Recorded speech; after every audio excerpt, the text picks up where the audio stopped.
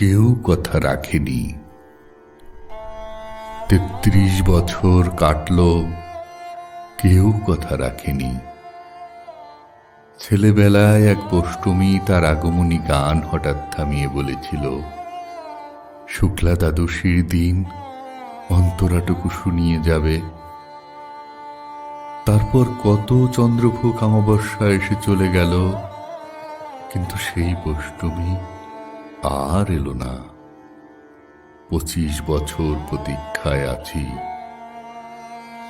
মামাবাড়ির মাঝি নাদের আলী বলেছিল, বড় হও দাদা ঠাকুর, তোমাকে আমি ৩ প্রহরের বিল দেখাতে নিয়ে যাব।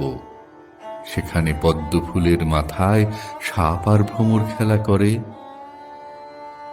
নাদের আলী, আমি আর কত বড় হব? আমার মাথা এই ঘরের ছাদ ফুঁড়ে যেদিন আকাশ স্পর্শ করবে, সেদিন তুমি আমায় ৩ প্রহরের বিল দেখাবে। একটাও রয়্যাল গুলি কিনতে পারিনি কখনো। চোখের সামনে লাঠি লজেন্স দেখিয়ে দেখিয়ে চুষেছে লস্কর বাড়ির ছেলেরা। ভিখারির মতো চৌধুরীদের গেটে দাঁড়িয়ে দেখেছি ভেতরের রাস উৎসব। অবিরাল রঙের ধারার মধ্যে সুবর্ণ কঙ্কন পরা ফর্সা রমণীরা কত রকম আমোদেই না হেসেছে। আমার দিকে তারা ফিরিয়েও চায়নি। বাবা আমার কাঁধ ছুঁয়ে বলেছিলেন, দেখিস একদিন আমরাও। বাবা এখন অন্ধ, আমাদের দেখা হয়নি কিছুই। সেই রয়্যাল গুলি, সেই লাঠি লজেন্স, সেই রাস উৎসব আমায় কেউ ফিরিয়ে দেবে না।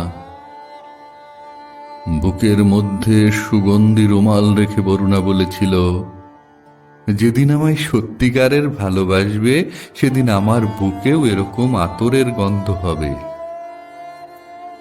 ভালোবাসার জন্য আমি হাতের মুঠোয় প্রাণ নিয়েছি। দুরন্ত ষাঁড়ের চোখে বেঁধেছি লাল কাপড়। বিশ্ব সংসার তন্ন তন্ন করে খুঁজে এনেছি ১০৮টি নীলপদ্ম।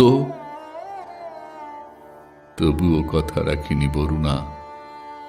এখন তার বুকে শুধুই মাংসের গন্ধ। এখনো সে যে কোনো নারী। কেউ কথা রাখেনি। ৩৩ বছর কাটল, কেউ কথা রাখে না।